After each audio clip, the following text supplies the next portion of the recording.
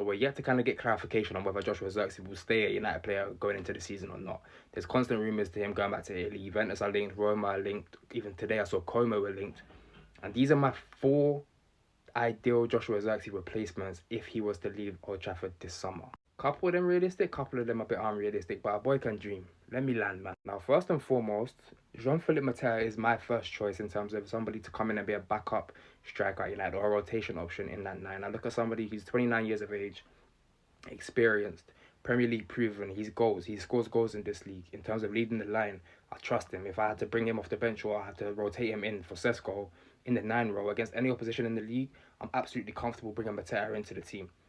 Focal point, leads the attack very well. Physically, he's a threat. He's a good profile for a number 9. He would be my first choice to be my backup striker to Sesko going into next season. Separately though, I've seen a couple links to Ollie Watkins recently, and I don't know if there's any truth in these, and I've seen actually negative reactions from United fans for Watkins coming into the club. But if you're talking about a rotation option in the 9 role, somebody that offers something completely different to Benjamin Sesko, he runs, he works the channels. He's a streaky goal scorer, but that could come in handy in a very long season. Ollie Watkins is guaranteed goals. He's going to get you at least 10, 15 goals, probably in all competitions. Definitely going to get you 15 goals if he comes through the door.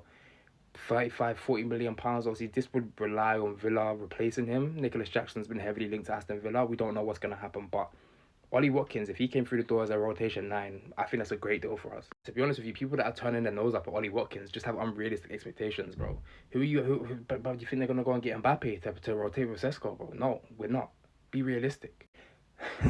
As much as I say be realistic, I would love Junior Creepy, bro. Now, this isn't going to happen. First of all, we wouldn't pay the money that Bournemouth could demand for him this summer. Also, PSG are linked.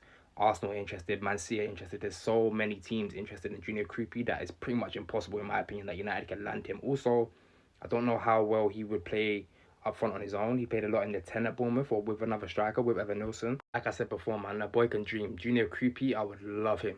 I would love him in the Theatre Dreams. And finally, probably a bit similar to Creepy in terms of how realistic is this. Probably not very realistic. It probably cost a lot to get out of Real Madrid, but he's my twin. People always tell me I look like him, so I'm riding with Endrick. He's got one of the coldest celebrations. We'll be getting rid of one of the coldest celebrations with Zirkzee.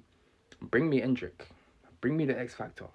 Again, similarly to Creepy, don't know how realistic this is. Probably isn't. And also, I don't know how well he would play in a 9 role in the Premier League at his age. I don't know if he would be the guy. Like, realistically, he'd be an exciting signing and he can cover in the wide areas too. But Watkins or Mateta would be a better person to come in and just stay in that 9 role for United next season. But yeah, man, if Xerxes to leave, they're my 4 options that I could bring through the door to be a rotation number 9 for Benjamin Sesko. Danny Welbeck was on the list, but